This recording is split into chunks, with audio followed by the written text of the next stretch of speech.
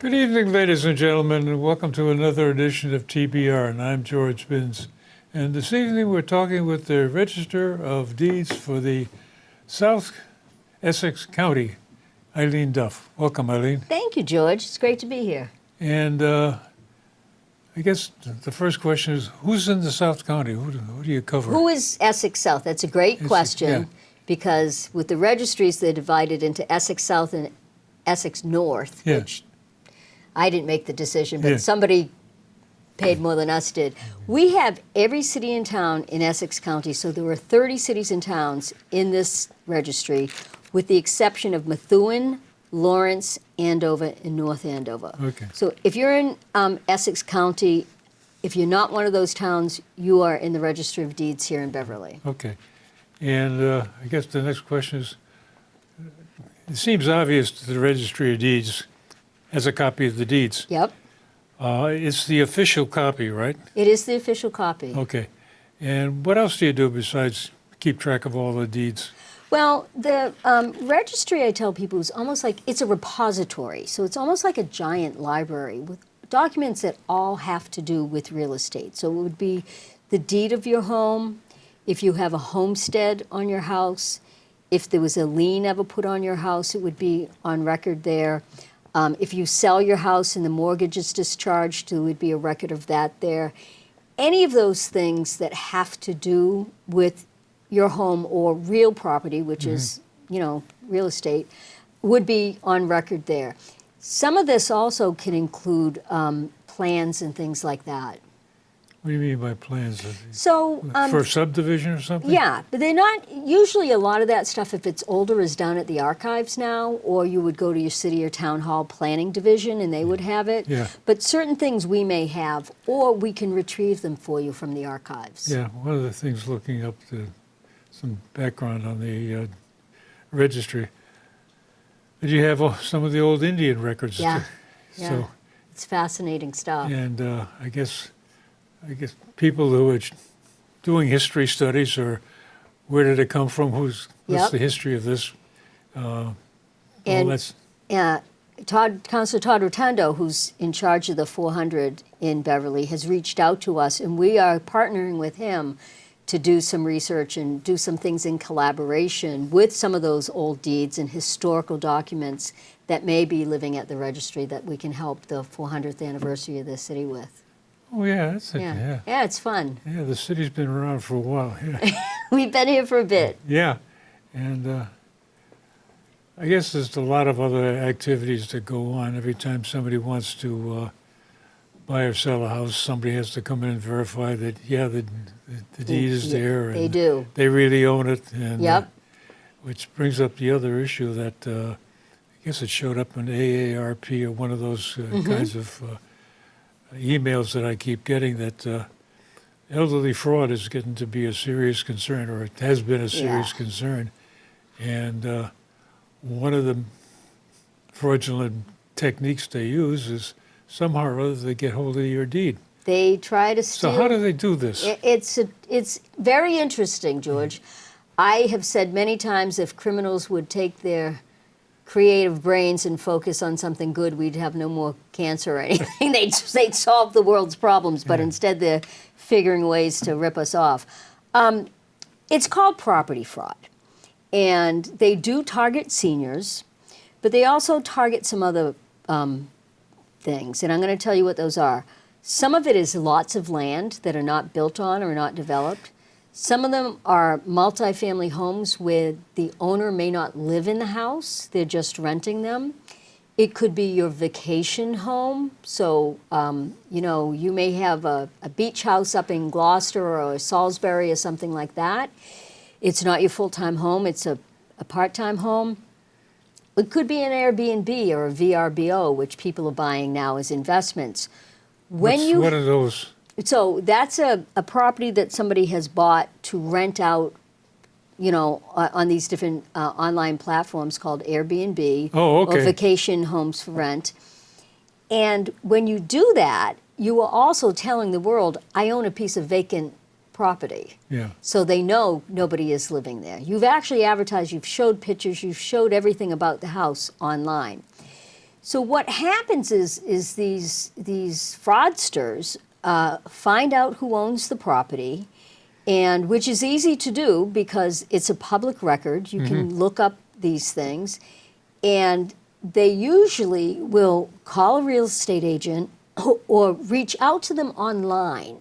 They love using the internet. They'll go on to Zillow.com or Realtor.com or one of the really big sites and contact a real estate agent and say, you know, I'm Bill Smith and I own a piece of property on Shore Avenue in Beverly and I want to sell it. I want to get rid of it. I don't live there. I just want to sell it quick. What can you do for me? And so, of course, it's hard to get listings, so the realtors are enthusiastic, and they go down and they take a look and say, geez, I can sell this for, you know, X number of dollars. And they say, well, can you meet me in the office? And they say, no, I'm, you know, someplace else. I live in, you know, Northampton or whatever. And so everyone starts emailing documents back and forth, which is common today. Yeah. You can very safely sign things online. That's not really how that's part of the fraud, but that's not really the fraud.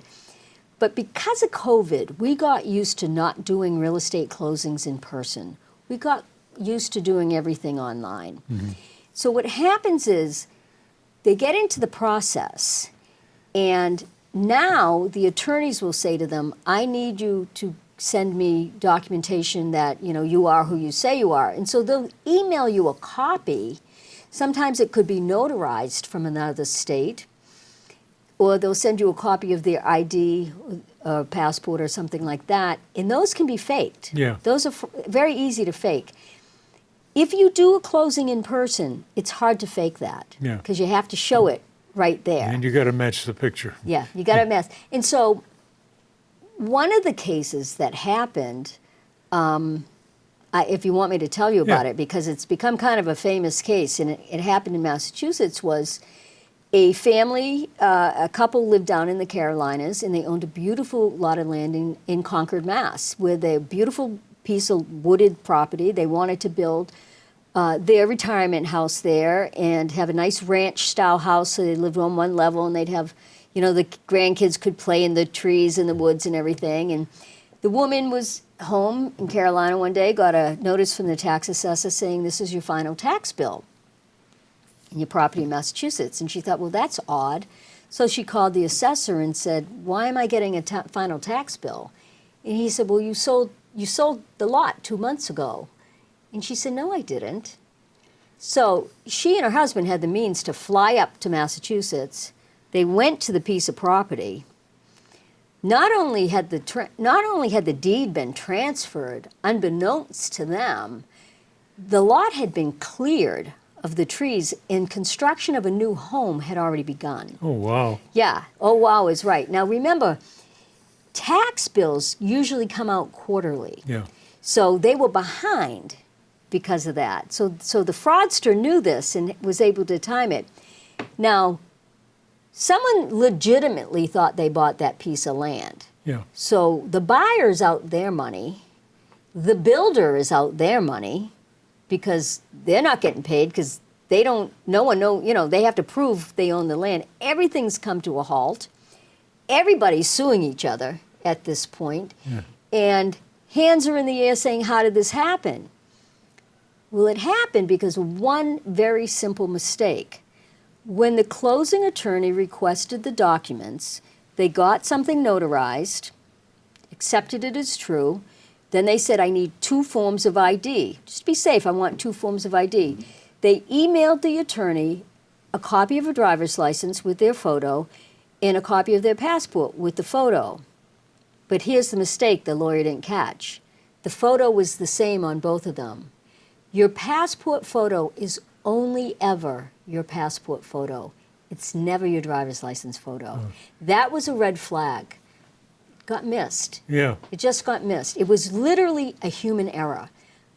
But now the whole thing's in court, and it's a hot mess. I mean, there's no other way of saying it. I mean, like, everyone's like this, and nobody, you know, a lot of people, like the realtor legitimately thought they were doing something right. Yeah. The buyer thought they were legitimately buying something. Yeah. The builder thought he was legitimately building a new house.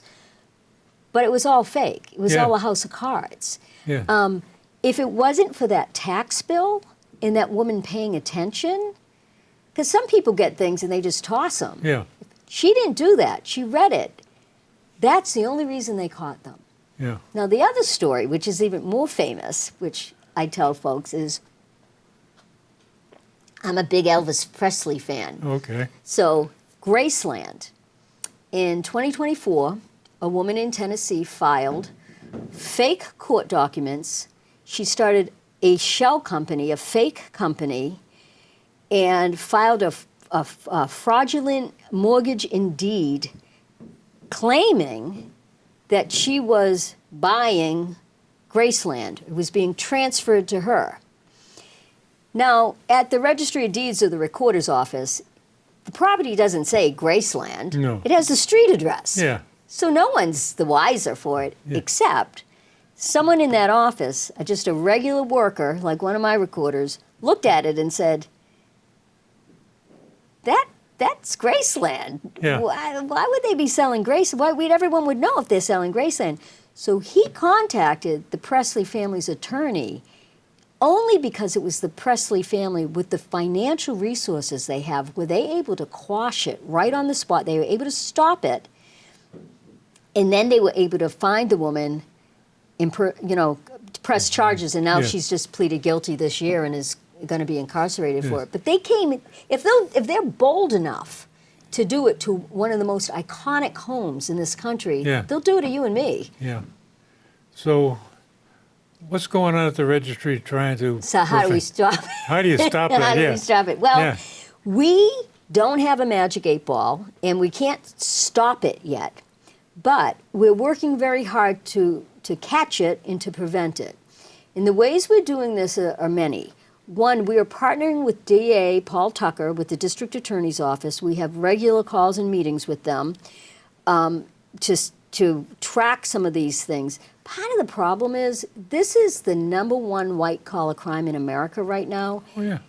And housing is the biggest issue on people's minds. Oh, So yeah. it's kind of colliding. Everyone's like, I'm worried about this, I'm worried about that. People are worried about houses.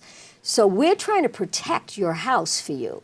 So the DA has a team, if we call them, ready to go and start tracking things down. He has some state troopers literally down the hall from him that he can deploy at any time we need him to. We haven't caught anyone yet, but we have let some scammers know we're on to them. Yeah. And, kind of put them off. The goal is to catch them. Yeah. So we're working with the DA's office. We're, telling local police. We're putting it out online every place we can. And we're partnering with the local Association of Realtors, North Shore Realtors, located on Essex Street in Beverly. That's the trade association for the entire North Shore Realtors. We're partnering with realtors and real estate professionals because you can sell real estate and not be a realtor. There's a higher code of ethics if Just you're get a realtor. license and right. Yeah. And so we're partnering with them to educate them and teach them, as well as attorneys and mortgage people, anyone that's involved in it, to let them know we have this form, and it tells you all about the Property Fraud Watch program. There's even a QR code for people that want to scan it and get right on, but it tells you how to sign up for it. Yeah. We're getting other people in the industry to help us sign people up. Now, this is important because if you are signed up, you will immediately get an email that says a lien or a new mortgage or whatever was filed in your name at this property at the Registry of Deeds. If you know you didn't sell the property or that's not you, these are the steps. We want you to immediately call the local police where the house, the property is. Yeah. We want you to call DA Tucker and tell him I'm a victim of property fraud, and follow the directions he gives you, because they can start squashing things. They can start court proceedings. Then we want you. There's also an FBI link, believe it or not, for cyber crimes, and it's called IC3.gov, and you can file a report with them, and then call us at the registry. because so much of this might be hard for you to remember to do. Yeah. At the end of the day, call the registry. Yeah. We will help walk you through some of these things. Now, you won't get alerted unless you've signed up for the Property Fraud Watch. What I try to reiterate to people is this is a free program that the government, your state government, is giving you. It's free. This is government at work for the people. Don't pay for this. You might start seeing ads saying, oh, send us $19.95 and we'll sign you up. This is free. You don't need to pay a dime for it. We do this for you for free. We are partnering with our whole legislative, every state rep and every senator in these 30 cities and towns. We're having them come to the registry, giving them a tour, showing them what we do, and explaining these programs. Right now, we are going out on a regular basis to every local senior center. We've been to Beverly, we've been to Salem, we've been to Gloucester, and veterans groups as well, because veterans get targeted for this stuff. And we're partnering, the one who's really doing a lot of work with us is Senator Tarr out of Cape Ann. Yeah. And we're doing a road show together, for lack of a better word, with his director of operations. So we go with them to all these places, and I send staff members out with laptop computers, and they will sign you up on the spot for this program, because it's important that the documents are filled out correctly. Yeah. And so if you do it on your own, and you don't get an email right away, check your spam folder, because sometimes it goes to spam. If you don't see it in the spam folder, then there was an error made, and you may need to call us. But if you're in town or you want to take a trip over to Beverly, we're at 100 Cummins Center on the second floor. There's great signage how to get there. Free parking, safe, beautiful place to be. And if you walk in, we will do it. We will walk you through it. We'll help you with it. Yeah. So there's a couple other activities you get going. Yeah. One is this something called a Homestead Act? Mm-hmm. What's that do for me? Well, the Homestead Act is on the other side of this flyer. Where do you get the flyers? I have them at the registry, and I'm bringing them. I'll leave this one with you, but we bring them to all the senior centers. Anybody that wants these, we will give them to them. So the senior center's got a stack of Yeah, them. they should all have them. City halls have them. City town halls have them. It gives you the basic information. Now, a homestead is also an interesting thing that the state of Massachusetts offers you. And what it is, for lack of a better word, it's a protection policy.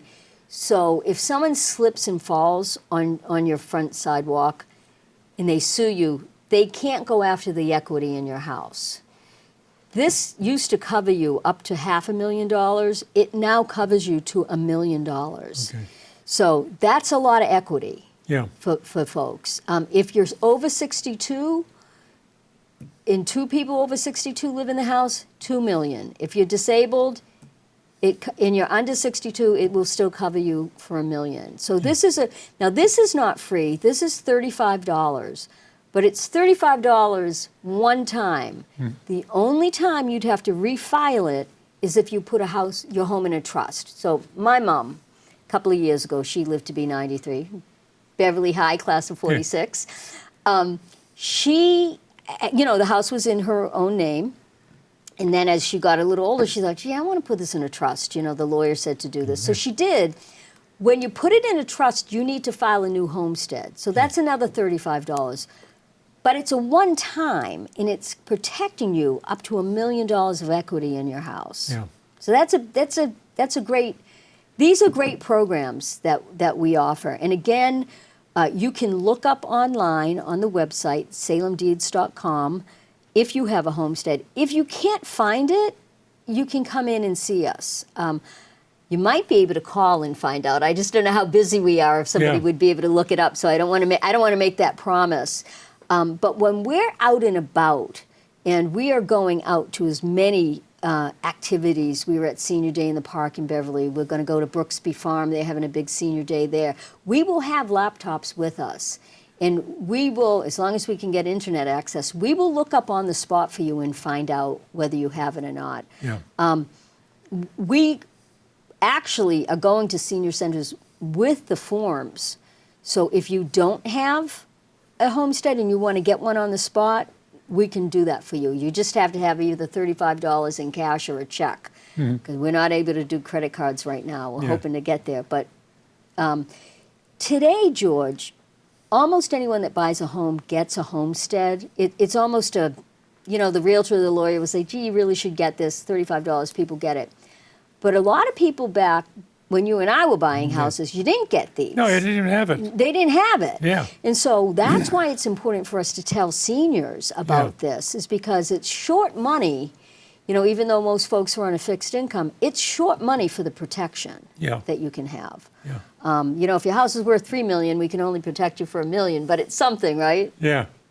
And so it's a really wonderful program, and it's called the Homestead Act. Yeah, you get to be seniors, you and your wife in there, and kind of thing.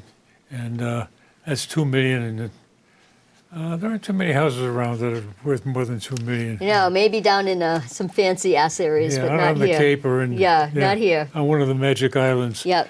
Yeah. So the last one, I guess, is something you call the Dirty Deeds Project. The Dirty Deeds Project. This is an exciting project, and it's in some ways been a fun project because there's a lot of history involved in it. And the Beverly 400 is actually interested in this as well. So a few years back, Harbor Light Homes in the NAACP started doing a research project of all the deeds in Essex South, looking for what are called restricted covenants. Oh, yeah, okay. And a restricted covenant could say you can't live there because you're black, or you're Hispanic, or you're Japanese, or you're Jewish, or you're Italian. It could say anything. Yeah. You can't live there because you're under 35. It could say whatever it wanted. Yeah. These deeds span from the 1600s all the way to like 1960. So there are a lot of them. The NAACP and Harbor Light Homes identified about 600. They couldn't do any more. I mean, they have limited resources. So we took the project over, and we've identified over 200 more. So there were over 800 what we call dirty deeds, because they're restricted, and we wanted to clean them up. Now, we do not want to erase the history. That's important to me, is that we want people to know that this did happen and it existed. Yeah. But going forward, we don't want that language to live in perpetuity, because that means we're complicit saying, well, it's okay, even though you can't enforce it. So in Massachusetts, the only way to redact it would be to get a court order, which would clog the court system up. We can't do that. And to do a new deed, you'd have to have the people who sold you the house, who may or may not live here or may not still be alive, participate in that. So we came up with an idea and ran it through legal counsel, which is working, where we're doing an affidavit. So we're inviting people to come into, we've called them all. We had a team of interns from the UMass system. Actually, the public school system has a public law school, which a lot of people don't know about. It's UMass Law at Dartmouth. And we had 3 legal interns come for the summer to work with us. I really wanted to give the public school kids a shot at doing this historic work, because it's real estate, it's business, and it's civil rights, all wrapped in one. It's a really nice little piece of work for them. So they did tons of research. They wrote and drafted all the affidavits under the watch of a staff attorney. Yeah. They called every single person, and then I signed an actual signature letter, because I didn't want people to think it was fake, to every single person who had a dirty deed, and mailed it to them. And then we invited folks to come in. We had a couple of days where we would just schedule people to come in and sign the affidavit and everything. Now you can come anytime. If you've been notified, it's real. It's not fake. This is a real thing, and we want to fix it. You can't sell a house now with that anymore. It won't even be accepted. So part of the reason... So you got to do something about it. You got to do something. And right now, I'm going to say the magic word. Right now, it's free. Yeah. Right now, there's no charge for this. We're doing this for free. This is a public service we're doing for people. Yeah. It's not their fault. They didn't know it was in there. Yeah. But sooner or later, there's legislation that's going to say it has to be done. Yeah. So we're getting ahead of the curve and doing it. This is happening all over the United States, where they're trying to, we're trying to fix records. Yeah. we're doing it in a different way because I'm not erasing history because I don't want to. I want us to learn from our history. Oh, yeah. But we are the first registry in the whole country to do this. So wow. we're very proud of that. Yeah. Right here in Essex South, where, like I said, we're now located at the Cumming Center in Beverly, and we are the first registry to actively be cleaning these up. And we actually got a call from the state of Delaware asking us how we're doing it and could we help them with their procedures. Yeah. So we're very proud of that project. Yeah, that's super. So, Yeah. So it's a pretty active business over there. Yeah. We're keeping active. I believe very deeply in public service. I believe that as a government agency, we need to partner with our state reps and senators and mayors. We need to work together to fix these problems. Yeah. And I can't fix every problem, but I can help you protect your property. So there's three big ones that. Those are three big ones. You can, And if you, just the regular guy off the street, wants a copy of the deed, you can print it at home, but some people don't have a printer or they don't really know how to do it. They can't make. You come into the registry, we will print that for, we call them the mom and pops. We'll do that for free and give it to you. Yeah. So you have a copy of it. Yeah. Now, if you're the Bank of America or you're a giant law firm, you're paying. yeah, yeah. But just the regular tax-paying citizens, this is a public service Yeah. we're happy to do. Well, that's super, you know. Yeah. And it's pretty good that we've got that service here in Beverly. Just walk in and they take care of it. It's kind of amazing, you know. It's we have a one desk over in Salem. Oh, you're still located there? Well, we right now we do. You know, we report to the Secretary of State, and he makes the decisions. Okay, yeah. So he writes the checks for that stuff. So we you know kind of have to do. He orders the room Yeah, and board. he makes the, and we're blessed because Sheriff Coppinger gives us a desk for free. At his office in Salem, so we're not paying rent for it. Yeah, okay. So we like that. It's already paid for once. It's already paid for once. No Yeah. reason to pay twice. Yeah. Well, thank you very much for stopping by. You know, this has been a half hour of fun, and Oh, good. there's a lot of good information that I think I wasn't totally aware of. I knew some of these things existed, Yeah. and I think what's the real message is some of these things are really urgent. And as I was kidding before the show, that I got to find a round to it in my pocket. Because you Take got to care get of it. round to it, right? Yeah. And ladies and gentlemen, thank you very much for watching us this evening. And as I always mention, if you've got a comment, my email address is in the credits before and after. And send me an email. And if you have a longer statement you'd like to make, there's always room for you here at the table.